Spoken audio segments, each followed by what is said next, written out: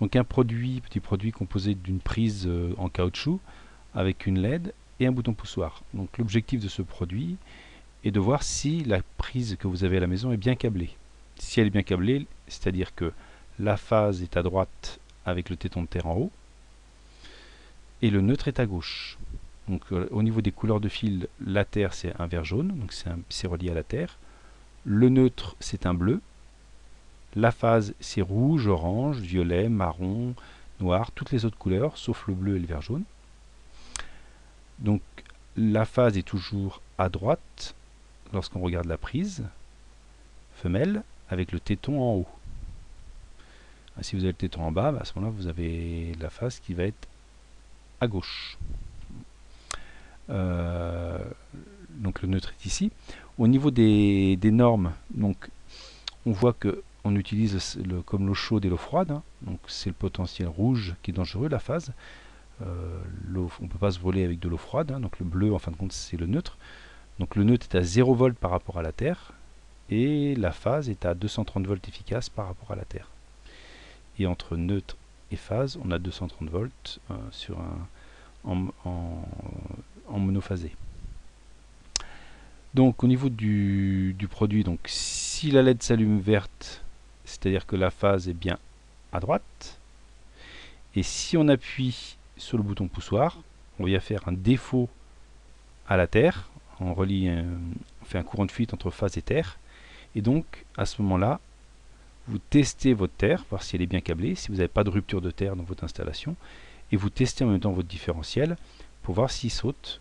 Donc là, le courant de fuite qu'on fait, c'est un courant de fuite de 40 mA. Donc le schéma, vous l'avez là. Plus grand, le voici. Hein. Donc vous avez deux résistances de R1 et R2 qui permettent de limiter le courant pour allumer la LED verte. Donc on a un courant de 2 mA, hein, c'est une LED éco. On met 2 mA parce que si on prend 20 mA, bon, ça fonctionnera aussi, mais on s'approche du courant de fuite. Donc si vous avez un différentiel qui est léger, il peut déclencher. Que là, 2 mA, il ne va pas déclencher. Donc alternance, on voit qu'on fait un défaut par rapport à la Terre, hein, un courant de fuite par rapport à la Terre. Donc si la prise est mal câblée, si c'est le neutre, eh bien vous n'aurez pas assez de courant pour allumer la LED verte. Donc là, ça permet de tester, savoir si votre prise est bien câblée dans le sens phase à droite avec téton en haut. Alternance négative, bah, le neutre n'est pas branché, hein, donc vous n'avez rien. Donc D1 est là pour protéger la LED D2 s'il y a un courant inverse, pardon, si vous avez une tension inverse supérieure à 6 volts pour ne pas claquer la LED. Ensuite, quand vous appuyez sur le bouton poussoir, qu'est-ce qui se passe? Eh bien, vous faites un courant de fuite à la terre. Donc on met deux résistances, parce qu'une résistance a une tension de claquage de 200 volts. Donc comme là on a au maximum 230 volts racine de 2, c'est-à-dire 311 volts, on met deux résistances. Si on fait 230 volts divisé par 5,5K, on a un courant de fuite grosso modo de 40 mA. Ah bah j'ai fait le calcul en dessous. 230 volts divisé par 5500 ohms, ça fait 41,8 mA.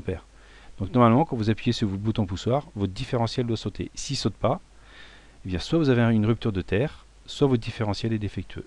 Voilà.